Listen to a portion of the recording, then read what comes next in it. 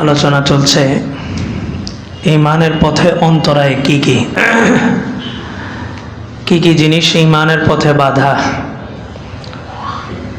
সেই বিষয়গুলো চিহ্নিত করলে অবশিষ্ট যেটা থাকে সেটাই ঈমান। যে কুফর চিনে সে ঈমান বুঝতে পারে। সমাজের পরিস্থিতি ঈমান কুফর একত্রিত হয়ে যাওয়াতে আমাদের কাছে অনেক ক্ষেত্রে কুফরি বিষয়টা কি ঈমান মনে হয়। আলোচনা চলছিল একটা প্রভ্রষ্ট দল হিজবুত তাওহীদ সম্পর্কে। কিরগিজ কি ফার্সি না? ফার্সি ভাষা তো মনে হয়, কিরগিজ আলাদা। ফার্সিতে একটা কথা আছে, খুদ গোমরা আস্ত কেরা রাহ কোনাত, নিজেই গোমরা আরেকজনকে রাস্তা কিভাবে দেখাবে। তো হিজবুত তাওহীদ নিজেই কি গোমরা, আরেকজনকে রাস্তা দেখানোর, ঈমানের পথ হিদায়াতের পথে আনা তার দ্বারা অসম্ভব। অন্ধ যেমন আরেকজনকে রাস্তা দেখাইতে পারে না, অনুরূপভাবে গুমরাহি কোনো দল কোনো মুসলমানদের নেতৃত্ব দেওয়া বা মুসলমানদেরকে রাস্তা দেখাইতে পারে না। তো হিজবুত তাওহীদ এটা একটা গুমরাহ দল। কারণ কি? 7টা কারণ এখানে আমি একত্রিত করছি। এটা মাসিক আল কাউসার থেকে প্রকাশিত। মার্কাজুদ্দাওয়া আমাদের বাইতুল মোকাররমের খতিব মাওলানা আব্দুল মালিক হাফিজাহুল্লাহ, ওনার নেতৃত্বেই এটার মাসালাগুলো আসে। বাংলাদেশের সর্বোচ্চ গ্রহণযোগ্য বিদ্যাপীঠ, যেখানে ফতুয়া সব জায়গায় গ্রহণ করা হয়, শুধু বাংলাদেশ না পুরো বিশ্বে আব্দুল মালিক সাহেবকে ওভাবে গ্রহণ করা হয়। তো ওনার মাসিক আল কাউসারে 7টা কারণ ধরা হয়েছে। তার মধ্যে 1 নম্বর হচ্ছে হিজবুত তাওহীদের মিশনটা হলো ইন্টারফেইথ। ইন্টারফেইথ ফেইথ ধর্ম, ইন্টার প্রবেশ, আন্তধর্ম যেটার বাংলা অর্থ হয়, অর্থাৎ সব ধর্মকে তারা এক ধর্ম মনে করে। তো যদি এটাও হইতো তাও অতটা খারাপ ছিল না যে তারা সব ধর্মকে মূল্যায়ন করে, এটা হইল একটা মন্দের ভালো বলা যেত। কিন্তু আমরা দেখি মাঠ পর্যায়ে তারা সব ধর্মকে এক করতে যায়, সব ধর্মকে প্রায়োরিটি দেয়, ইসলাম ধর্মকে কটাক্ষ করে। তার বোঝা গেল ডাল মে কুচ কালা হ্যায়, মতলব খারাপ, কথা সত্য মতলব খারাপ। তারা বলে যে দেখো ইহুদিরা কাকে অনুসরণ করত, তো স্বাভাবিক মুসলমানদের উত্তর হবে মুসা আলাইহিস সালামকে। ইহুদিদের কিতাব কি ছিল? তাওরাত। কে নাজিল করছেন? আল্লাহ। কার উপরে নাজিল করছেন? মুসার উপর। খ্রিস্টান কাকে বলে? খ্রিস্টান যারা ঈসা আলাইহিস সালামকে অনুসরণ করে। কোন কিতাব? ইনজিল। কে নাজিল করছেন? আল্লাহ। তাইলে আল্লাহ নাজিল করছেন, নবীও সত্য, তাহলে তাদেরকে তোমরা কেন ধর্ম হিসাবে স্বীকৃতি দিচ্ছ না? কথা সুন্দর। কেন দেওয়া হইতেছে না? সমস্ত যুগের সমস্ত কিতাবগুলা নির্দিষ্ট একটা সময়সীমা রেখে আল্লাহ তাআলা নাজিল করছেন। যুগ পরিবর্তন হয়েছে, সময় পরিবর্তনের সাথে মানুষ পরিবর্তন হয়েছে, কিতাবের বিধানটাও পরিবর্তন হয়েছে।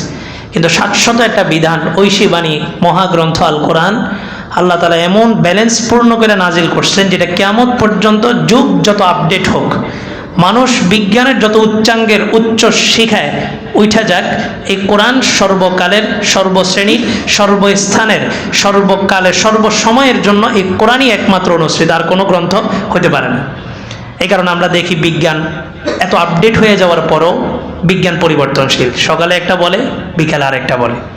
কিন্তু বিজ্ঞানের সর্বশেষ প্রেসক্রিপশন যেটা, সেটা বিজ্ঞান নিজেই স্বীকার করে। সায়েন্স বলে আমাদের সব গবেষণার সর্বশেষ প্রেসক্রিপশন যেটা করি আমরা মিলায় দেখি এই একই প্রেসক্রিপশন রাসূল 1400 বছর আগে দিয়ে গেছেন। বিজ্ঞান বলে দাঁড়ায় পানি পান করো না, তাহলে তোমার কিডনি ক্ষতিগ্রস্ত হবে। তো আমরা হাদিসের মধ্যে দেখি আল্লাহ রাসূল 1400 বছর আগে বলে গেছেন পানি পান করতে হবে কিভাবে? বৈশা। তো এখন সমস্যা কি? সেটাও তো ধর্ম। ইহুদিদের ধর্ম ছিল না? ছিল। রাসূল আসার পরে আল্লাহ তাআলা বলেন আল ইয়াউমা আকমালতু লাকুম দীনাকুম, আমি তোমাদের দিনকে কমপ্লিট করে দিছি। আল্লাহ বলেন সব ধর্মগুলো সত্য ছিল, কিন্তু মুহাম্মদ সাল্লাল্লাহু আলাইহি ওয়াসাল্লাম আসার পর সমস্ত ধর্মগুলোর মেয়াদ শেষ। ধর্মগুলো ভ্রান্ত হয়নি, ধর্মগুলোর কি হয়ে গেছে? মেয়াদ শেষ। আল্লাহ বলেন ইন্নাদ দীনা ইনদাল্লাহিল ইসলাম, এখন একমাত্র ধর্ম সেটা কি? ইসলাম। আর কোনো ধর্ম আছে? ধর্ম মানেই হচ্ছে শুধুমাত্র কি? ইসলাম। বাকিগুলো কি হয়েছে? বাকিগুলো রাসূলের যুগেই থাকতে পরিবর্তন হয়ে গেছে। রাসূলের যুগ আসার আগে, রাসূলের আবির্ভাব ঘটার আগেই তারা কি করছে? রাসূলের যে সমস্ত নিদর্শনগুলা যে তাওরাত ইনজিলে বর্ণিত আছে সেগুলো তারা মুছে ফেলছে সামান্য হীন স্বার্থে। আমাদের এই যুগেও হয় সুদ হারাম, কিন্তু সুদ যদি আপনি বিসমিল্লাহ পড়ি দেন, হুজুর যদি বিসমিল্লাহ পড়ি নেয়, তাহলে আবার এটা কি হয়ে যায়? হালাল হয়ে যায়। তো ওই যুগেও রাসূলের আগমনের আগ মুহূর্তে এরকম কিছু কি কথা একদম হাদিসে স্পষ্ট আসছে। কি সেটা? বলে যে তাদের কিছু জরিমানা ছিল গম। তো ওই যুগের পণ্ডিতরা তাদের নিজেদের স্বার্থে এই গমের মাপ কারচুপি করত, নিজেদের স্বার্থে গমের মাপটা বাড়ায় দিত। আর আল্লাহ নিজেও বলছেন, ইত্তাখাযু আহবারহুম ওয়া রুহবানাহুম আরবাবাম মিন দুনিল্লাহ ওয়াল মাসিহ ইবনে মারইয়াম। অতীতের ইহুদি এবং খ্রিস্টানদেরকে আল্লাহ তাআলা ধ্বংস করছেন শুধুমাত্র একটা কারণে। কি কারণ? বলে যে তারা তাদের ধর্মগুরু, পণ্ডিত, ধর্মযাজকদেরকে আল্লাহর স্থলাভিষিক্ত মনে করত।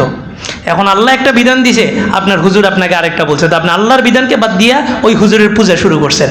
একই বিষয়, একই প্যাটার্ন ভিন্ন। ওই যুগের মানুষ এটা করছে, এই যুগের মানুষ অন্যভাবে করতেছে। তো অন্তধর্ম বলতে সমস্ত ধর্মকে একসাথ করে ফেলে। তো সমস্ত ধর্মকে একসাথ করলে সমস্যা কি? যেমন ধরেন চুরি করা নিষিদ্ধ, এটা কি শুধু ইসলামে না, সব ধর্মে? সব ধর্মে। তো চাইলে চুরি করা নিষিদ্ধ, আমরা অন্য ধর্ম থেকে নিলে সমস্যা কি?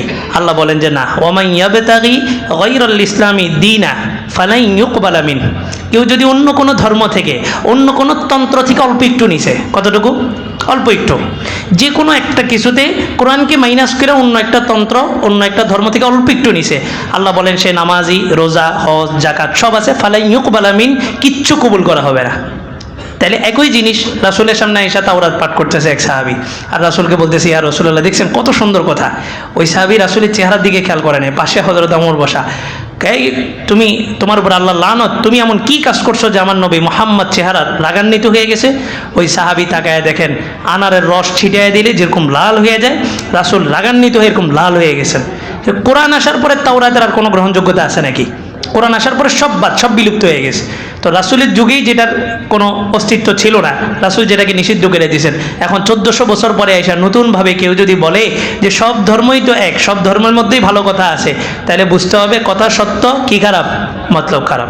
আল্লাহ তাআলা এদের থেকে, এই সমস্ত ফিতনা থেকে আমাদের উম্মতকে হেফাজত করুন।